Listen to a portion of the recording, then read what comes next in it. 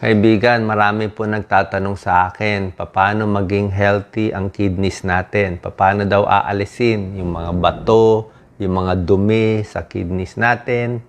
O, ganito po Pag ang kidneys, maraming pwedeng sakit Pwedeng kidney disease, pwedeng magkakaroon ng mga bato-bato. Ayan, di ba? Masakit yan, mga bato. So, paano daw aalisin para maging healthy ang kidneys natin? Tuturo ko po sa inyo pati yung mga pagkaing mabuti at masama sa kidneys. Okay? Yan. Simpleng-simple. Kung gusto natin maging healthy ang kidneys natin, malinis yung mga dumi, kailangan iinom ng maraming tubig. Yan ang pang-flush natin sa kidneys natin. 10 to 12 glasses every day. Ako nga, mas gusto ko nga kahit sa gabi.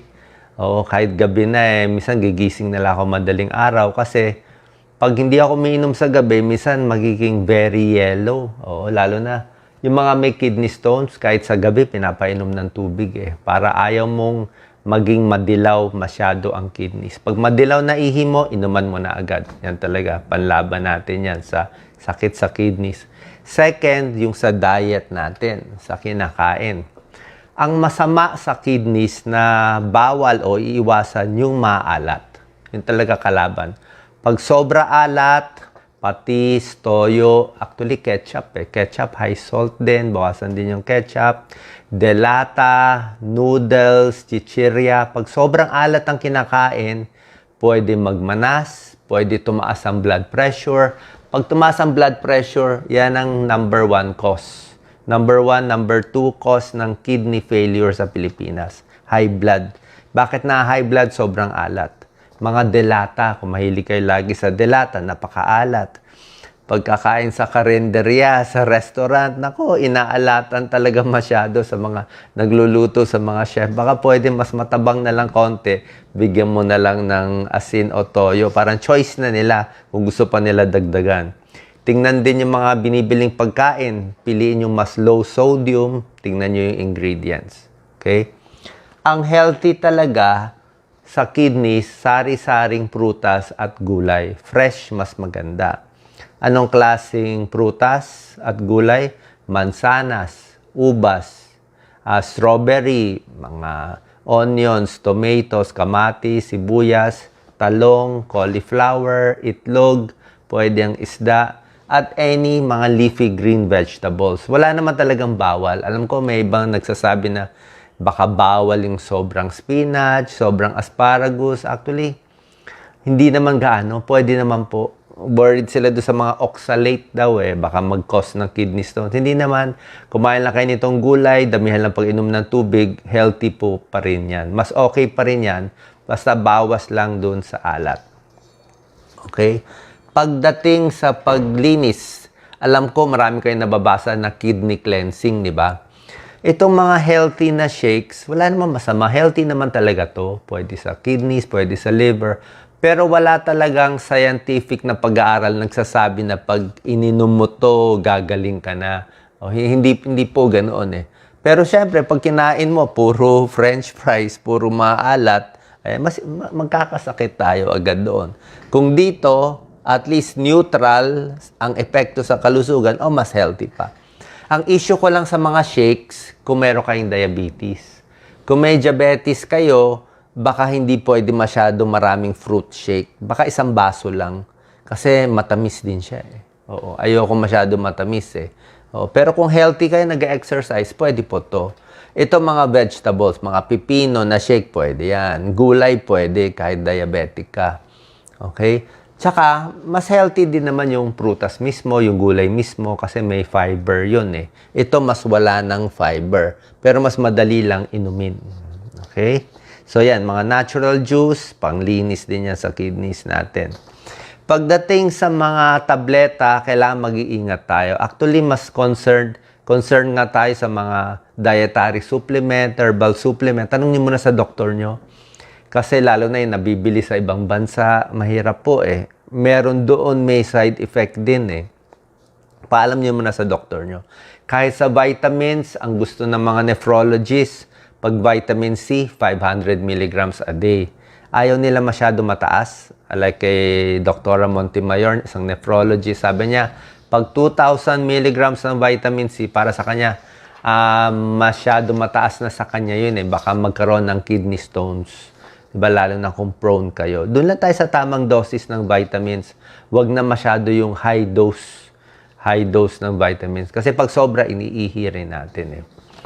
Isa pang maganda na pampalakas ng kidneys yung pag-exercise, di ba? Pag nag-exercise tayo, gaganda yung daloy ng dugo sa kidneys, pero tamang exercise. Bawal din po ang sobra exercise. Ano sinasabi ko? Let's say marathon runner ka. Pwede kung sanay ka, di ba? Pero pag sobra kasing exercise, minsan nasisira din yung muscles eh. Pag nasisira yung muscles, pwede makapahirap sa kidneys. Tulad ng misa sa boxing, yung talagang na bugbog, sarado, o nasisira din yung muscle. Sa hazing, diba sa hazing, pinapalo yung tao. Pag pinalo sa hita, nadudurog yung muscle, kaya namamatay yung mga na-hazing sa kidney failure. Kidney failure ang... Kaya kung meron kayong mga hazing dyan, ako, inuman nyo muna ng 2 basong tubig beforehand. Kasi hirap ang kidney sa maraming protein. So, hazing, boxing, sobrang exercise, sobrang marathon, ingatan ang kidneys. Kasi ayaw ng kidneys na sobrang protina. Lalo na yung nadudurog na protina. Speaking of protein, hirap din ng kidneys kung puro protein ang kinakain. Kaya nga yung mga may kidney failure, kita mo, halos low protein sila. Ang karne nila, napaka-konti na lang. Yung mga nagda-dialysis o malapit na mataas na creatinine, sasabihin sa kanila, yung karne, hiwain mo na lang na maliliit-liit kasi maraming protina, hirap yung kidneys. Lalo na kung may diferensya na. Ngayon, kung healthy pa kayo, pwede naman kumain ng protina. Wag lang siguro yung puro karne na lang kinain, wala nang carbohydrates, di ba? O hindi rin po maganda. Hirap yung kidney sa protein eh. Kaya tama-tama lang. Okay? Quit smoking, sigarilyo, masama. Okay? Nakakasira din. Pagdating sa gamot, para sa akin, safe yung gamot sa high blood at diabetes. Kasi ang number 1, number 2 cause, bakit ba nasisira ang kidneys natin? Number 1, may diabetes yan, di ginamot, nasira ang kidneys after 5 years, nag-dialysis. May high blood, nakakasira ng kidneys. Merong glomerulonephritis, isang infection yon. Meron ding pain relievers, kakainom ng pain relievers, nasira ang kidneys. Meron din po yon. So, pag ang high blood diabetes mo hindi nakuha sa dieta, hindi nakuha sa pagpapapayat, binigyan kayo ng gamot, safe po yon. Kasi pag hindi nyo nga ininom, lalong masisira eh. Diba? Tsaka binigay naman ng doktor yan. Wala pong problema. Basta sa tamang dosis, yun po pampahaba ng buhay. Ang iniiwasan nating gamot o tableta para maprotektahan ng kidneys, alam na alam to ng mga doctors eh, pain relievers. Kaya nga, pag maraming advertisement masyado ng pain relievers, medyo kinakabahan ako. Dadami na naman kidney failure sa atin. Anong pain relievers? Mga ibuprofen, mefenamic acid, lahat yan. Lahat ng mga pain relievers, NSAIDs ang tawag. Ngayon, pwede naman uminom short time. Siguro 3 araw, pinakamatagal 1 linggo, tigil nyo na. Pero ako, 1 or 2 days lang ako eh. Kung masakit ang ulo, di massage mo na lang. Masakit ang kamay, di lagyan na lang ng hot pack o cold pack. Diba? Birang-bira ako minom ng pain relievers. At most, paracetamol, safe. Pero yung pain reliever kasi, merong ibang tao, 1 to 2 days lang uminom ng pain reliever, nasisira na yung kidneys. Eh. Yung iba naman, ginagawang vitamina yung pain reliever, di ba? Konting sakit ng ulo, may painkiller agad. Oo. Hindi po maganda. Kahit i-research ninyo, painkiller, pag sobra, kung di naman kailangan, ay iwas na lang po tayo. Piliin natin yung procedure na mas safe para sa kidneys. Di ba? Yung mga hot pack na lang tayo. Tapos, isa pang iingatan natin sa kidneys, lalo na kung may edad na, pag pumunta po kayo sa ospital, kung mayroong mga medical procedures like angiogram, CT scan, MRI, alam ko nilalagyan ng contrast yan. I-check nyo muna, ipasure natin na kaya ng kidneys ninyo. Minsan kasi, Like yung tatay ko dati, normal ang creatinine, pero may edad na siya. Nalagyan siya ng contrast dye, may ginawa sa kanya. Pag uwi niya, kidney failure kami agad. Hindi na umihi. Doon siya napaaga namatay. Kasi nga, pag nagkakaedad tayo, humihina ng kidneys. Diba? Tapos, meron pa mga injury. So, ipaalam nyo lang sa doktor. Kasi meron naman silang paraan para protektahan yung kidneys. Binibigyan ng tubig beforehand, niloload ng swero. Ganun po. Okay? Sintomas. Ano sintomas pag meron ng kidney problem? Ito po, late na symptoms na to eh. Pag meron kayo nito, late na to. Hindi na umiihi, humihina na ihi, late na yon. Nagsusuka, nangangati, nagmamanas na, nahihirapan huminga, yan, namamagana yung mukha, late na to. Ang early is, pag early, wala pa ganong symptoms eh. Magkaka-symptoms lang kung malala na eh. Ganun ang problema dito. At palagay ko, pinaka-early, check mo yung ihi nyo. Kung ang ihi nyo mabula masyado, mabula, ibig sabihin may protina doon. So, para malaman early, pag ang ihi nyo mabula, pa-urinalysis. Oras na may protina sa ihi, bad sign yon. Kailangan pa-check na tayo sa kidney doctor at nephrologist. Yan, oras na may protina. Pag tumaas ang creatinine, hindi na rin magandang sign yon. Late na yon. Late na yon. Kasi nga, oras na tumaas ang creatinine, halos may sira na yung kidneys. Oo. Ang unang stage, nagkakaroon ng protina. Ba't nagkakaroon ng protina sa ihi? Diabetic, high blood, hindi nagagamot. Sisira ang kidneys, tumatapon yung protein. Okay?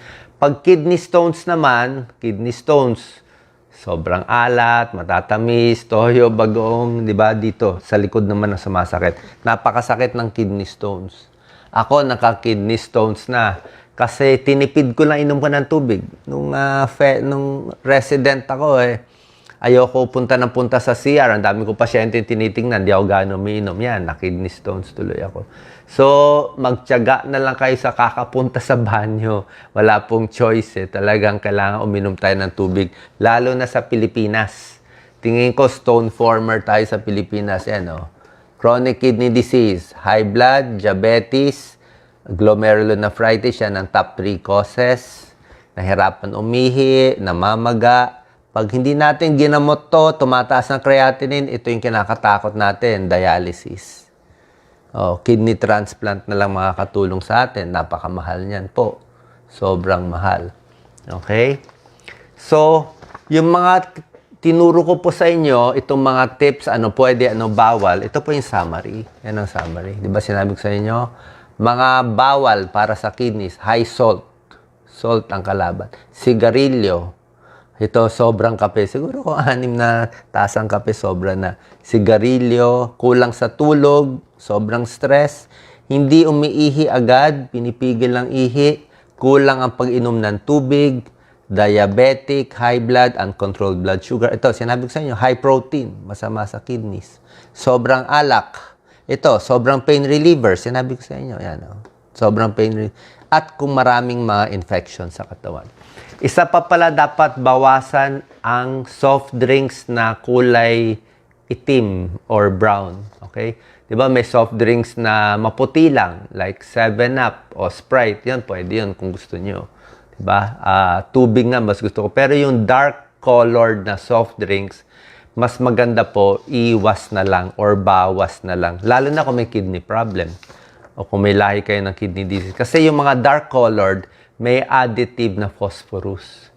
Pag marami masyado nun, masama sa kidneys O yung iba, ginagawang tubig ang soft drinks Hindi po, tubig talaga ang kailangan natin. Okay? So, ito yung summary ng tips ko para maging healthy ang kidneys natin, lalo na dito sa Pilipinas. Tingnan nyo to, 1 to 8. Inuulit ko lang. Exercise, tamang exercise lang. Inom ng maraming tubig bago mag-exercise. Pagkatapos mag-exercise, hindi ma-dehydrate. Control ang blood sugar at high blood. Ito, sinasabi ko sa inyo. Ito, timbang. Tama lang ang timbang. Huwag masyado maalat ang kinakain. Blood pressure, dapat control. Tinuro ko na sa inyo. Sigarilyo, masama, nakabara ng blood flow sa renal artery. Tubig, napakarami. 2 to 3 liters, 8 glasses to 12 glasses a day, lalo na kung may kidney stones. Napakasakit nito. Pwede mag-kidney failure dito. Iwas sa pain reliever. Ayan, no? Alam naman to na lahat ng mga doktor. Hindi lang na-emphasize. Ayan, no? Kung po pwede, hindi ganun kasakit, wag na lang. Lalo na kung bata ka pa. Baka matsambahan tayo ng kidney failure dyan. At kung meron kayong lahi ng diabetes, overweight sa pamilya, mas maaga tayo magpapacheck. So, ang pupuntahan nating doktor ay nephrologist, kung may kidney problem. Kung may kidney stone naman, urologist. Okay? Sana pa nakatulong tong video natin sa inyong kaalaman. God bless po.